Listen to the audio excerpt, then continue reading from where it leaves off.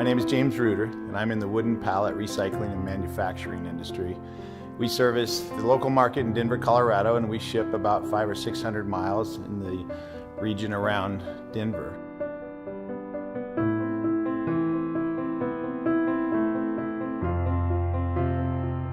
My parents started the company in 1974, took a $500 loan out on a credit card to buy a truck and set out for what they were considered the American dream. I started working here at a young age. Age of 12 was probably the first time I stepped into the plant. When I came back into the company, I wasn't sure that that's what I wanted to do. It wasn't the easiest thing to do, trying to find my fit within a company that my dad had been running for all these years. We had about 12 employees, and it was an opportunity for me to use the skills that I had really learned since I was 12 years old and step right in and start building the business. But in 2008, we like everybody else, felt the dynamics of a industry crunch. It was a very break-even time for us. In fact, I was extremely used to seeing financials that I lost money every month, and we would continue to make adjustments and try to to bring ourselves in alignment with the overhead and with our sales. But I found myself in 2009 in a frustrating position where everything that I was doing didn't seem to be working. I saw that my financials continued to just lose money every month, and I really came into a dark place. I started to question my ability to run this business because I couldn't turn it. I couldn't get it to come out of the red. And I didn't exactly know why, but I had the perfect storm. I had a bookkeeper that had become extremely ill and was about 3 months behind in my books. So even though I couldn't see the cash, or I knew it wasn't there, I couldn't see the numbers or anything that would tell me why. Unfortunately, I woke up in the middle of the night in early 2010 and felt it in my heart that I had some theft going on in the business because there wasn't anything else that would point to it. I was basically receiving invoices and bills of lading for about a third of the material that I was truly receiving into my facility. And it turns out that my top 3 managers had conspired against me basically and had stolen about $500,000 in a 6-month period, which had brought us to our knees. You know, the event itself, discovering that the people that you trust were embezzling from you, I've never experienced hurt quite like that. Part of the reason it had its effectiveness on me was because it all happened through trust. I mean, these were guys in my inner circle, and every time that I had a concern or a question about anything that was going on out in the plant, things that I thought might be where I was losing money, I was always telling them. So they would go check it out. They would pat me on the back and tell me they were going to take care of it. I would presume that things were being addressed, and then the whole time, these were the guys that were really closest to me and were hurting me. And when I made the decision that day to clean house and get rid of everybody, you know, I explained it to people kind of like the feeling of having cancer, because I had thyroid cancer in the past, and I knew what it felt like for a little while to have the thoughts of I'm dying, and I knew going through that the business was dying. I didn't know when though. It was something that I couldn't stop, and the day that I figured out that I was actually being embezzled from and got rid of everybody, I no longer had cancer. The business was very sick. It was very weak. And I made a choice at that time to really try to do things by myself. And it wasn't the right choice, but it was the only time in my life where I understood what it was like to not want to be awake. You know, I never had thoughts about hurting myself or doing anything, but when I wasn't awake was about the only time that I wasn't driving myself crazy. And I even moved to the basement, slept in a separate room from my wife. I mean, not the healthiest thing on a marriage, but it's just I spent so much time just trying to figure this out, and it was tearing me up inside. And when I finally figured all that out, you know, it was just like, okay, nobody's stealing from me now. So even though it's harder to do it by myself, I'd rather do it by myself than have people taking money from me all the time. Unfortunately, that doesn't work for a long time. And after a couple years, I couldn't keep my fingers in the dike, and it might have even been 2 years, maybe 18 months, and things just started to come undone. You we couldn't keep up with all the service issues and quality issues. And I started to reflect and look back of 20 years that I had been really running the business since early 90s, and how I had done things, and not that it was wrong, but I didn't know different. So fast forward to 2010, I'm standing in a circle around the dinner table with my family, really telling them, hey, the end is here, and we're going to lose our house, we're going to lose the business, and we're going to lose the school that you're in. And then all of a sudden figuring out that that's not the case, but then Dad's going to try to fix it on his own. And that was a point of desperation that I probably didn't recognize at the time. But I found myself starting to be willing to look for help. And I look back in time now and realize that where I was really at was just this point of discontent. It wasn't that I'd hit rock bottom and finally looked up, and I'm sure that played into it. But I was just so tired of how things used to be, and it was all about building the business, and it was about the next customer, and it was about the next sale, and then I had put a team of people around me. I had 135 employees at the time, and I started to look at all that, just knowing that I wanted to do something different, but I had no idea where to start, where to look, or how to begin. In 2012, my family went to Peru. They came home and basically wouldn't leave me alone. They had gotten some sort of bug down there, and I wasn't interested because, again, I'm running the business. Ministry and missions is for somebody else, right? And my wife and my kids just kept pestering me. And in October of 2012, they talked to me into taking the family down there. And in the last minute of the last hour, the last day that we were there, the kids were all loading up on a bus and were instructed to give us hugs and say thank you. And a little girl worked her way through the crowd, came through, and she grabbed my arm, and electricity ran through my body. It was the most incredible thing. It was definitely my God moment. And I dropped to my knees and I'm looking this little girl in the eyes. And what it turns out is at that moment when I was down there on that missions trip, I was looking at people. I was just looking at people in general in my life. And God gave me the ability to see people. And that's what that touch was all about. From there, moving forward, I started to look at people different, and the value of people and the understanding. And it didn't happen like a switch. It took a few years for all that to set in, but it was an amazing moment for me in my life.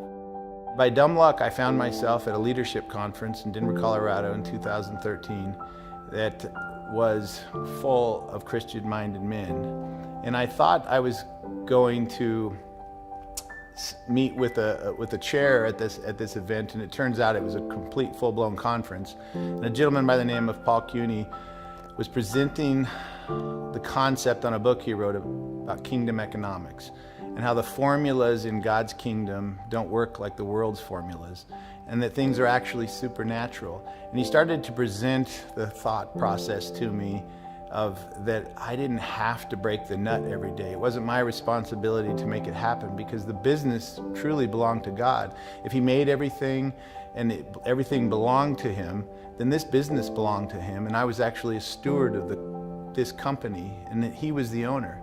And if I'd start to invite him into the things that I did and the way that this company operated, and I took his lead instead of mine, that things would happen that would be unbelievable. I didn't know what any of that meant, but I was looking for freedom. I was looking for something to take the load off of me that I had been under. And those words, I was just ripe for the picking. One of the hardest things to do when you've run a business for 20 years and you decide to take the opposite fork in the road is to get the team that you've trained to follow you. And it was something I was extremely serious about. And I wanted to change culture, but I didn't know how. The most effective thing I did to get that rolling is I looked at my customer base.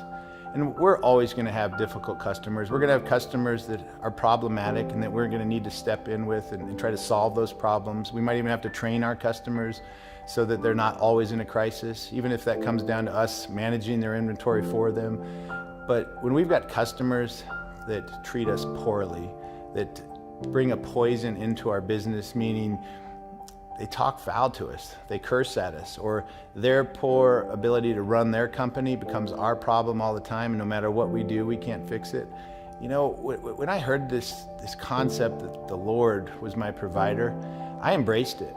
And I recognized the fact that those zeros, those dollars, they're not my provider. Those customers that are treating me so poorly, that's not my source. That's not my income. If I'm really going to step out in faith and I'm really going to give this to the Lord, then I need to have a conversation with these customers. And I sat my management team down and my sales force, and I told them, you know, hey, we've got our top 10 customers here. 3 of them treat us awful. And I'm going to go have a come to Jesus conversation with each one of them. And my management team, like, you can't do that, boss. There's too many zeros behind that. I mean, they started freaking out. You know, what's going to happen if you lose hundreds and hundreds of thousands of dollars to the business? And I looked them in the eye and I told them it didn't matter, that they were a bigger priority to me. And the first customer, he heard what I said and he dropped his head at the table. And I mean, it was just like, he just repented. He apologized. We fixed that relationship and he's become an amazing customer. The second one pretty much just stared at me across the table, told me that in his eyes, without saying words, that, yeah, we don't appreciate you. It's about the price. Nothing else matters. And if you can't get it done, we'll find somebody else. And 2 days later, I fulfilled my last order with him. I picked up my equipment and I pulled it. And I've never done business with him again. The third customer responded that same way, but 6 months later came back to me and asked me for forgiveness. And we've started doing business and their business has doubled. And when I came back and told my sales team, you know, they were kind of like, well, what now? I mean, they were shocked to find out that the owner that they work for wasn't about the dollar, that I had not only told them that they were more important than the dollar, but then I went out and demonstrated it. The cool part in it, though, is that God replaced that piece of business that we walked away from fivefold, brought that other customer back, and that year ended up being one of our most profitable years in the history of this company. And it was such a testimony to my people.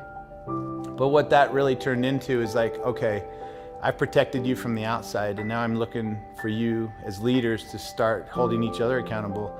And they knew I was serious when I said, hey, if you don't treat your coworker like you want to be treated, just a simple golden rule. They knew I was serious, and I'd probably get rid of them because I was willing to walk away from money. So what was stopping me from walking away from them? At the same time, we were desperate for employees. My business was still a mess. We had at least 15 positions opened and 25 more that we just had warm bodies in. We were having production problems, we were having quality problems, we couldn't get a customer happy if we wanted to. And my poor customer service department, all they did was make promises that we couldn't deliver on. And it was wearing people out.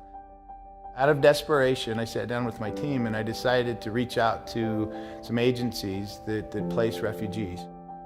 We hired 7 of them, and they came in, and we thought we had the silver bullet. It worked so well. They were outperforming employees that I had in here, and we really thought we had gone on to something. But what I found also is that this sensitive spot that God had placed in my heart in Peru, I immediately recognized in the refugee face. And I knew that that was something that he had done to me. And again, when I tell you, I saw these people. I didn't just look at them.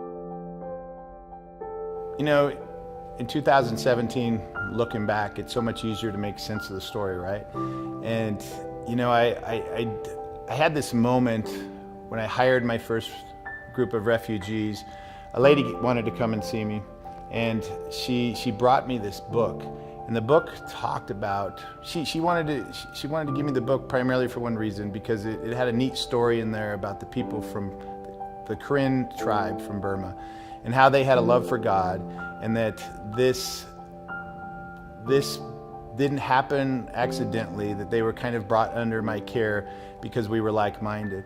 And she slides this book across the table, and on the cover of that book is this mountain, and this lady has no idea what it is. But when I looked at the book, I started crying. I said, "Do you know what that is?" And she said no, and I said, "That's Machu Picchu." And I said, "I was standing on that mountain 3 weeks ago in Peru, asking God for direction in my life.